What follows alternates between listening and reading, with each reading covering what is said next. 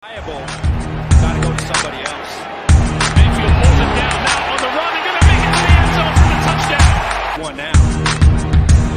Chubb, running room to the 10, the 5, touchdown. Third down, Hunt breaks a tackle and he's got a first down. Hughes still on his feet. Kareem Hunt brings it towards the end zone and he's in. Smile your hands quickly. Third and goal. To the end zone, it's caught by Njoku. Welcome, everybody, to the Den of the Dogs podcast. I'm your co-host, Clarence Wilson, and with me, as always, is our other co-host, my man, Double R, Ruben Rodriguez. How you feeling, my man? How you doing, Clarence? Been a lot different this week since the last time we crossed paths. We had Tyvus on with us last week, and man, oh man, we never thought that what happened, but it did. And what, did something happen? I think so. I think the Guardians scored today. I think or something like that. Oh, well, didn't they give up like 24 or something like that yesterday or something? Something like that. I don't know why they didn't stop that, but we're not here to talk about them fools. No. We're gonna jump right into it, y'all. The big news is the Browns made a move. They did. They traded for Deshaun Watson, giving up a whole boatload of picks. It was kind of funny at this time last week when we were recording our podcast. I had my Twitter account up and I was just looking for stuff to, for any kind of news. And happened just a few days later, the Browns made a move and they got their man. They offered him 5 years, $230 million, all guaranteed, which is just a ridiculous number. That's scary. That's just so scary in itself. And you know what? If I may, Clarence, regardless of the situation, off the field stuff, and everything that's said about the incumbent that's here now, that's soon to be gone, but $230 million guaranteed, man. And that's just mind-boggling. What that has done to this league moving forward, it's something that it's a start. It's going to be, he's not going to be the only one to get that kind of money now. Agents are going to froth all over this, man. Whoever they represent. It's just mind-boggling to me that if anything should happen to this young man, either legally, non-legally, he has nothing to worry about. The team has to cough 230 bones to this dude, regardless of what happens. I mean, there's none of this restructuring. This is $230 million that this boy knows he's got this regardless of what happens. So that's just mind-boggling, man. Yeah, it absolutely it blows my mind that it's guaranteed. So some of the things I've been hearing is that a lot of teams might not be happy with the Browns because they basically just reset the entire quarterback market, and probably just not for quarterbacks, for other players as well. Yeah, they set something up to these owners, and I'm blowing up both sides of my ears here, but maybe that could be a reason why Baker Mayfield's still here, because these guys are saying, why should I trade for him when I can make you cut him, and I can get him for a fraction of what the 18 million is we got to pay him. And you know what? For doing what you did with Watson and guarantee and all that money, and now going to make our lives miserable for us moving forward, why should we help you out? Yeah. I get it. That's just me blowing out of both sides of my ear, but it's not far-fetched. Who knows? It's a good old boy network, man. You never know what they're thinking. But it seems awfully crazy to me. Everybody's like, oh, nobody wants him. You release this young man, you see how many people jump to get him because they don't have to pay for him. Exactly. That's kind of yeah. The Browns got their man.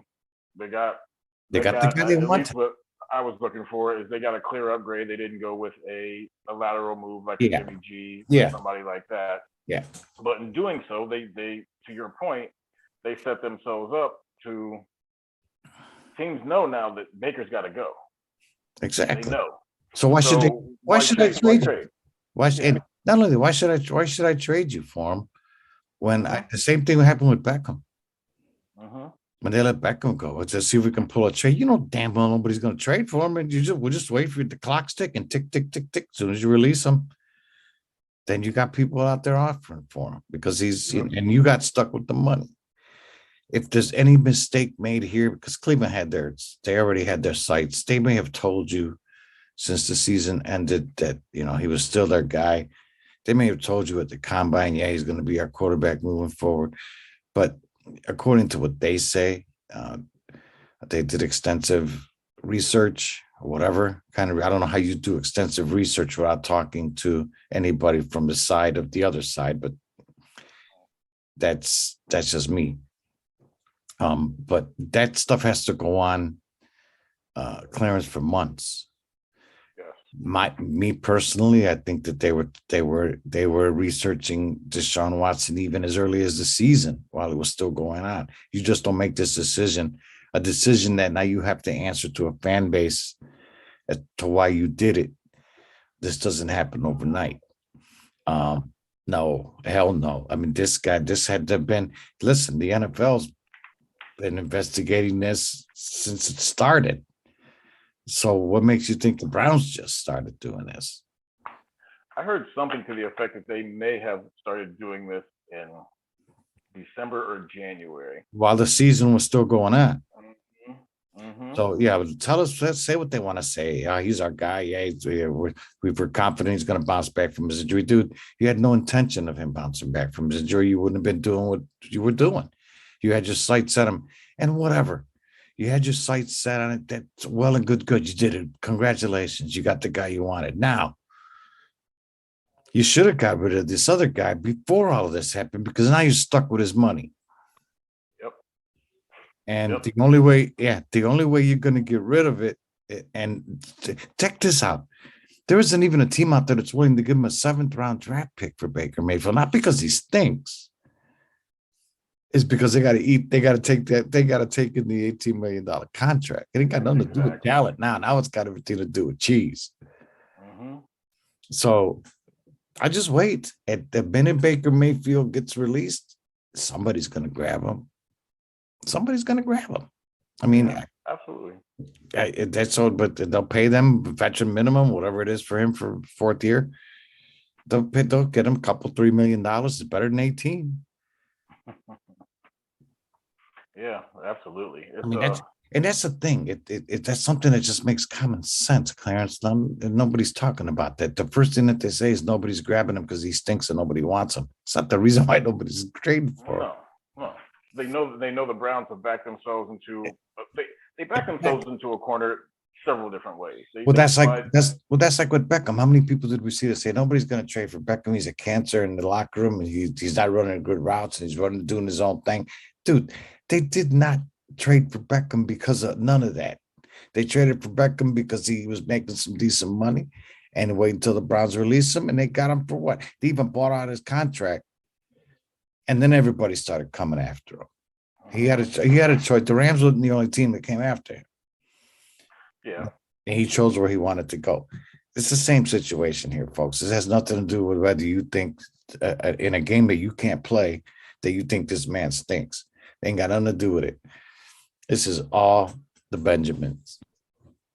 Absolutely. Like I said, they backed themselves into a corner by, as we just said, not trying to trade him before they got Watson, and then they swing back around, and now that they have Watson, as we keep saying, everybody knows that Baker has to go, so they'll just sit back and wait. Exactly. Sit back and wait instead of giving up any kind of asset for him.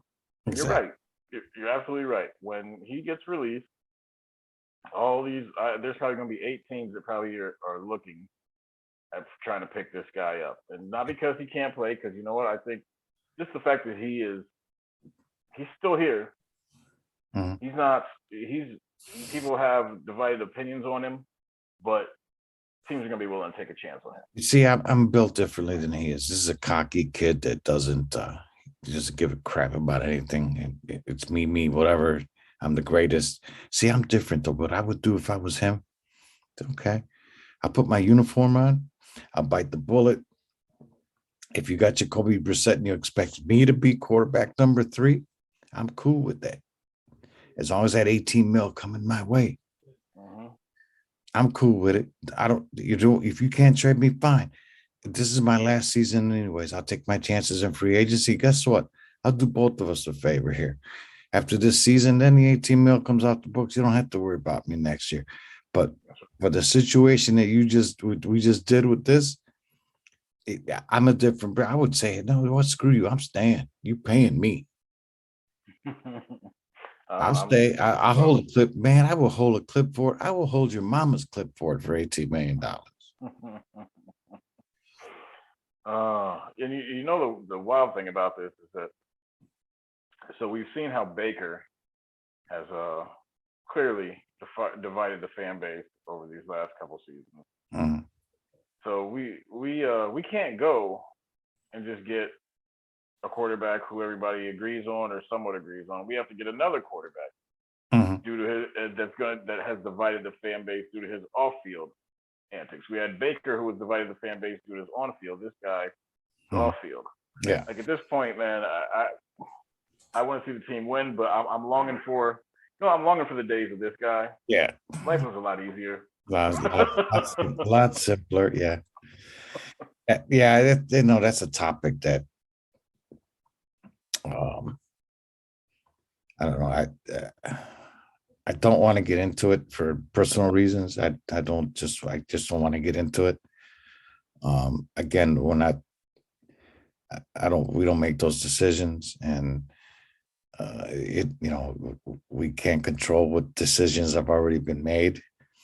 I don't know. It's beyond my purview. It's way above my pay grade, as they say. So I kind of like to think about the other 52 that are on the team, people that would good, say good character, bad character. I don't know the kid. I don't know Deshaun Watson. From what people are saying that have been in his life, that he's not that kind of guy. There's never been any issues character-wise with him.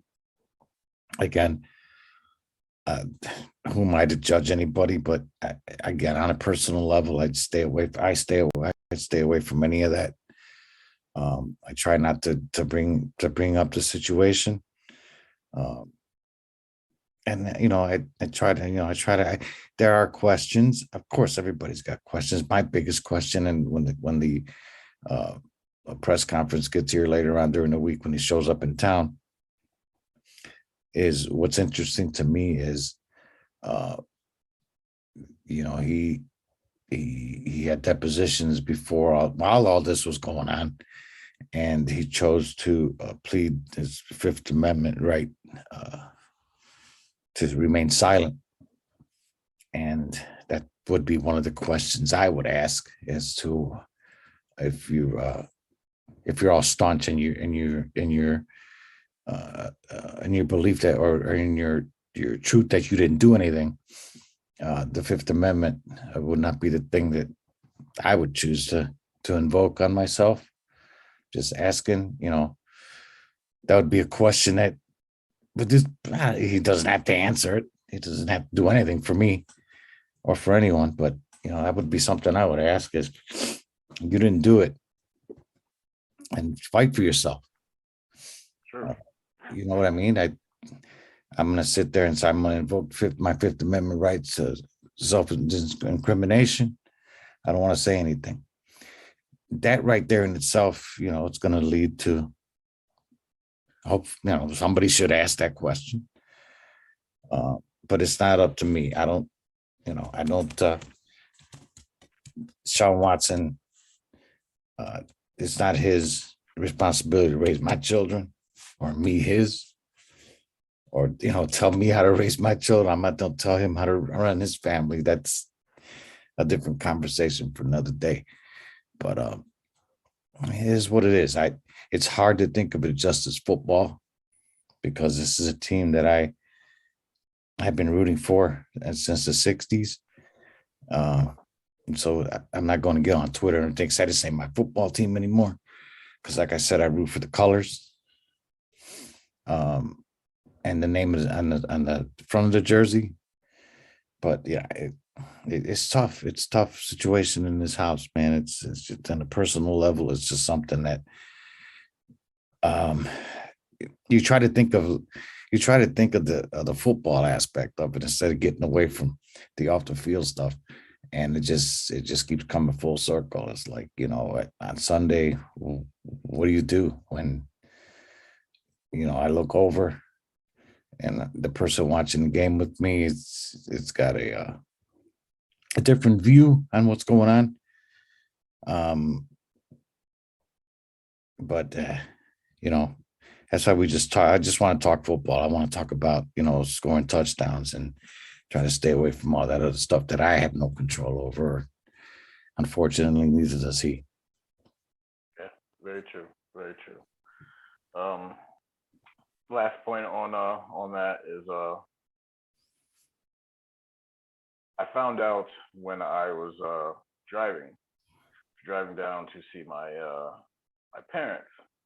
About a 3-hour trip, and it's just me. And I got my 2 kids in the back of the car, and I hear it go down, and I'm turning up the radio so I can kind of listen, and my phone's getting texts and everything, and my daughter asked me what's going on, and it was at that moment I was just kind of like, She's 8, so she's innocent to the world, and she asked me what was going on, and I said, you know what? The only thing I could think of to tell her is that, the Browns ended up getting a really good player who might not be that good of a person off the field. And I left it at that. And I kind of feel like that's almost where we kind of have to leave it. It's a touchy subject. It's divided the fan base. On the field, it looks like a great move, but is it worth it off the field? I guess we're gonna find out. So, and let me just add too before we get off this topic. Clarence said, on a football standpoint, it's tremendous, tremendous football player. I mean, there's no you're not going to sway me either way. I'm not going to say that this young man is not, because he is. If it's strictly about football, I'm jumping up and down. I'm standing on my head. Please don't take that as that. I think they got a third string quarterback here who just happens to run fast or throw the ball real far. No, this guy is top notch. I sincerely hope that good things happen to him. I'm hoping that, when this is all said and done, it works out in his favor. I really do. But and that because there's a lot to this story that we don't know what's going on. He may be telling the truth. Nobody knows. But the first thing that we keep thinking of, there's 22 individuals in here who are involved in this. And of course, all we're hearing is their side of the story. We're not hearing his side. Some people don't even want to hear his side. But there's a possibility that maybe this kid didn't do anything. I just don't want to, I don't want to sour myself or any fans on here to say, to take sides on anybody. I just know, like I said, personally, it just hits home. And I just hope to God that good things happen to everybody here, that there's a resolution to where there's already lives that have been shattered because of this, if that's the case.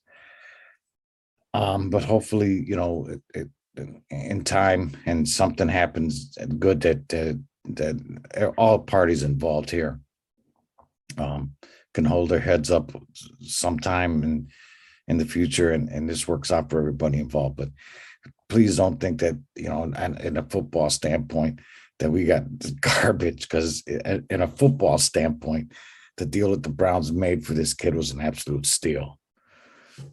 Football wise, it was a Football-wise. talent wise, football wise, it's an absolute steal. I mean, the deal that they made, I don't know.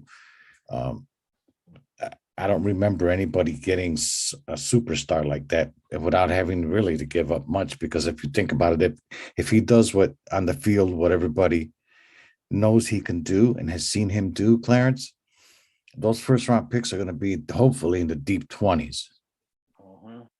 So it's not like we gave them 3 first round picks that are going to be in the first 5. So you know what I'm talking about. If you can go all the way, they're going to be as low as 32, anywhere between 28 to 32. And they're not, I'm not going to say they're not going to be good players there, but you're not giving them top notch first round draft picks for the steal of a player. He's a hell of a player. I won't deny that. I'll never deny that. It's just a different situation. That the euphoria for this deal, I guess what I'm saying is that I would be more euphoric given a different circumstance. But please, like I said, that the guy's talent that's never in question. No, not at all. Not at all. So speaking of the picks they gave up, we kind of switched here. Yeah, let's switch. So they gave up this year's first rounder, number 13, the 2023 and 2024 first round pick. And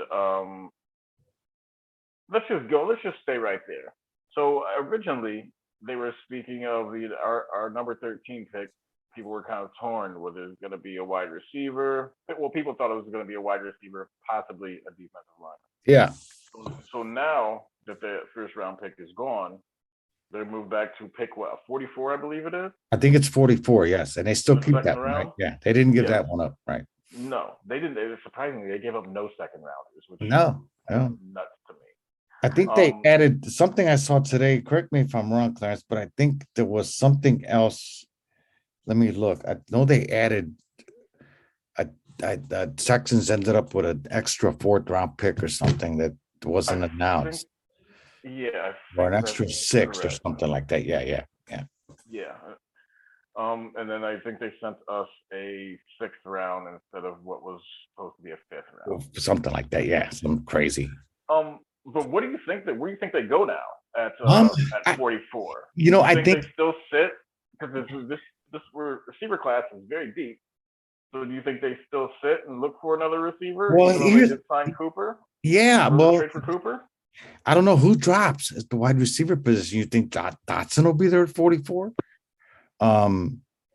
Based on Treylon Burks' combine, people said it wasn't that hot. I don't think he's still going to drop out of the first round. But what happens if he does? That's my dream right there, man. You know that. Because listen, if he's at 32 and he's not drafted yet, Cleveland can, once you get into the second round, sometimes it's just basic pick on pick swaps.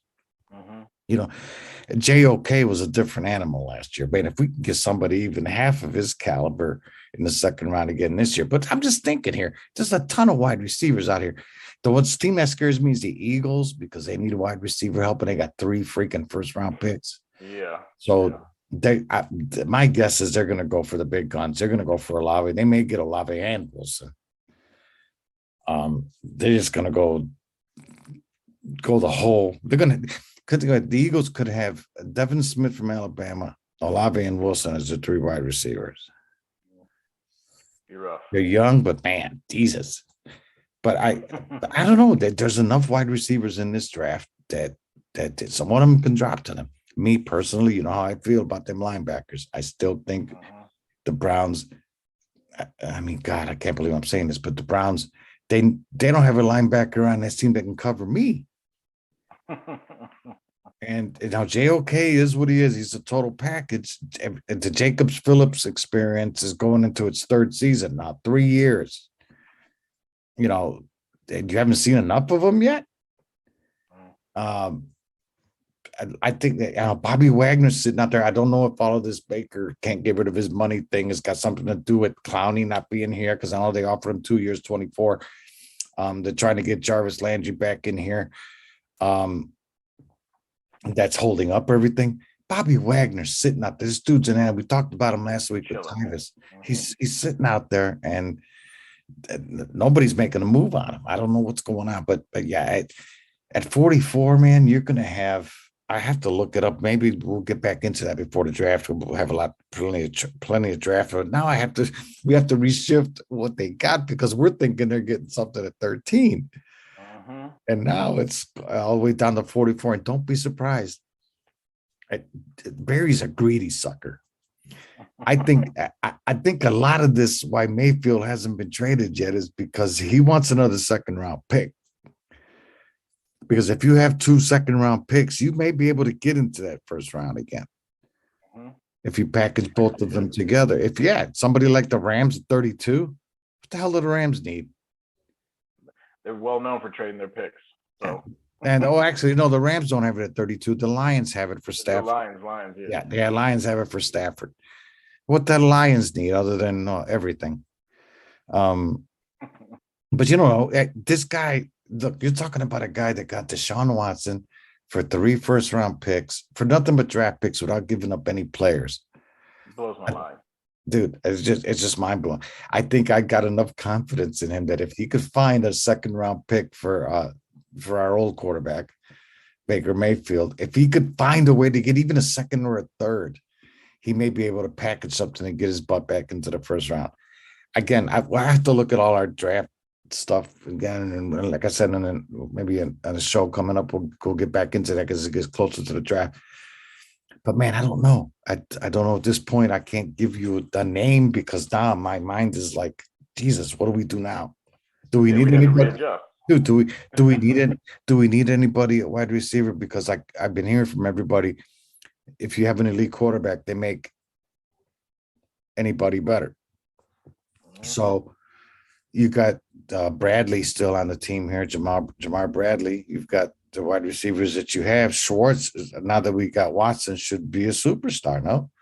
Pretty soon, if the elite quarterback is the one that makes players around him better. Maybe that's what they're thinking. We don't need to go that route because we got Deshaun Watson here now. Everybody's going to be, running crisp routes the way they're supposed to. And everybody's going to be wherever they're going to be now because we got this elite quarterback here. So everybody's going to get better based on him. I don't know if I sound sarcastic, it's probably because I am. But I don't know where they go here. They can go defensive tackle. They haven't signed one of those either. So we'll see. We shall see. We shall see. It'll be interesting. This trade has put a lot of things in flux, and they filled one hole. Absolutely, they filled. They got a lot of moves still to be made. I saw Zadarius Smith went to Minnesota, so we can. Yeah, that was man. I was bummed when I saw that today, man. I said, "Damn, that's a dude that when he didn't go to Baltimore, I said, man, wouldn't that be something to stick it to the Ravens, man, and just sign this guy that they want? They thought they had him. They had his press conference and all that set up, and next thing you know, no, thank you, he didn't go there. And that's what's wild about this thing with number 6 is that it'd be nice if we could go ahead and get a deal done for him. Yeah, free up his money and use it for somebody else. Use it for somebody else, and don't be surprised, man. Like I said, that nobody's trading for him for the obvious reason that in this day and age with with these owners and now that are gonna they don't want to, the Browns may end up having to eat some money to trade him too, man. Maybe not the 18, but they may take maybe a third of it, maybe $6 million or something to get rid of him. But wouldn't that be something the Steelers grabbed him? They released him. I have this fear that they do pick him up, and then that can of Pringles that he has on his shoulder all the time turns into the Costco size Pringles, and then this man comes in here and tries to wreck us for the next, 5-10 years. And people will hear our podcast and say, "The Steelers don't want him, or they would have traded for him." Well, nobody's going to trade for him. If they want him to just sit back and wait. Yeah, they sit back and wait. And plus they know there's a good chance that the Browns probably aren't going to deal him in division anyway. No, they won't deal him in the division.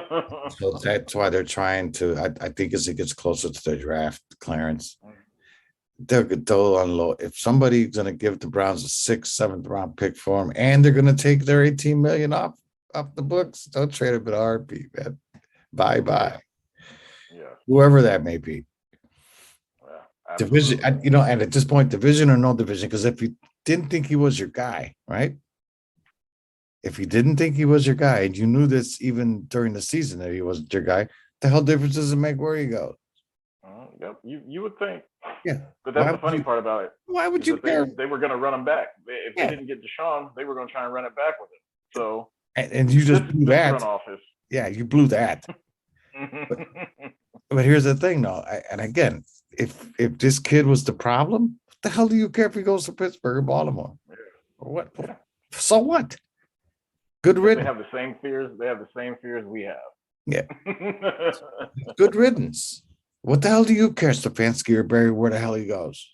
Mm-hmm. He's not your guy. Yep. He's not the man here. So let him go wherever he wants to go. You trade him to Pittsburgh. What the hell do you care? He's not going to do anything here to us. He's not going to play over Trubisky. He's not good enough, right? Yep. That's what they keep saying, but we're going to find out here shortly, because I think we're in agreement that if he doesn't get dealt soon, they're going to let him go, and then we're going to see who wants him. Because I agree with you. People say that nobody wants to trade for him because he sucks. No, but that's not it. No, that's not. Yeah, that's not it at all. It's just a matter of semantics, and it's a matter of finances, and it's a matter of, without coming out and saying it, there's no collusion or nothing here amongst our owners, are there? Let nobody trade for this kid. Let's let the Browns release him and let them eat the 18 million for all this now, this contract problems that we're going to have now because of these dudes moving forward. Not just this year, but it's just for contract. Can you imagine Burrow? What's Burrow going to get guaranteed? He's been to the Super Bowl. Yeah, it's gonna get ugly. Could you imagine what his guaranteed contract going to be like? It's gonna get ugly. Yeah, man. Well, we're about close up on our time here, Rube. Yeah, man. This is I just wish to God that we can just get over this, man. Get this over with. Start talking about the draft that's coming up April. Geez, I think 27. I don't know. It's close to the end of April 27. It's in Vegas, so that should be interesting. Oh, nobody's gonna get in trouble there. Nah, hell no. Nah. It'll be in Vegas this year, and the Browns. Watch if you want to. I'm gonna watch because I'm so confident that before the end of that night, they're gonna say Cleveland's name. I just got a funny feeling, man. I got a feeling this guy, these Harvard graduates up there are doing their thing, man. They haven't. The triggers that they pulled, and there haven't been many bad ones, man. There really hasn't. Well, if they trade back in, I've predicted them trading back in a couple times, and I believe on those times they took Brady Quinn and Johnny Manziel, so it didn't really work out too well for us. But if they trade back in now, we at least know we got that position covered. Well, yeah, and by this time next week, when we get back at the folks here, we may have Clowney back, and we may have Jarvis Landry back. For those of you that want him back, I don't know. We may have something next week that to stir the pot with a little bit more, man. There's a lot of rumblings. Hopefully, I can get my linebacker from somewhere I want. I'm going to keep pushing the Bobby Wagner train, because that guy, you talk about somebody that can solidify a defense, man. Somebody that can just plug him in the middle. He's not Ray Lewis. There aren't very many Ray Lewises. I think there's nobody that, since Ray Lewis, that has played the position like that. There were many before Ray Lewis, but Ray Lewis was the last of a breed. And Bobby Wagner's not up to that, but he's, dude, just give me just this season with Bobby Wagner in the middle. And this will completely turn the fortunes of this team because, you know, regardless of how good the offense is going to be with Watson, if the opposing team is just laying guys out in the middle of the field and just standing out there catching 10-yard pass after 10-yard pass after 10-yard pass, man, it's going to be the same. Well, you know, it's going to be the same thing it's been here around here for years since they come back. No linebackers that can tackle or cover anybody, man. And well, we saw the Browns went out and scored 42 against the LA Chargers, but can't win a game scoring 42 if the defense gives up 47. 47, yeah. What are you gonna do? That's, you know, they got to play those boys again this year, but I think it's here. Hopefully, the NFL gods schedule it like, I don't know, December 19th or something, but. It shouldn't matter, though. It shouldn't matter because we can match our quarterback with anybody now. That's true. So when you have a quarterback on your schedule, when you have these teams on your schedule now, you know, you can say to them, "Hey, your elite quarterback is matched by mine." So. Let's see what the other positions can do. Yeah, the battle of the elite quarterbacks, right? Yeah.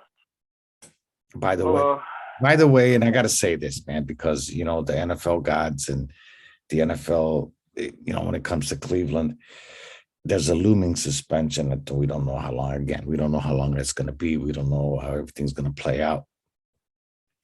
But knowing the NFL, as I have seen decades of, I can just smell a suspension. Let's say it's just 6 games.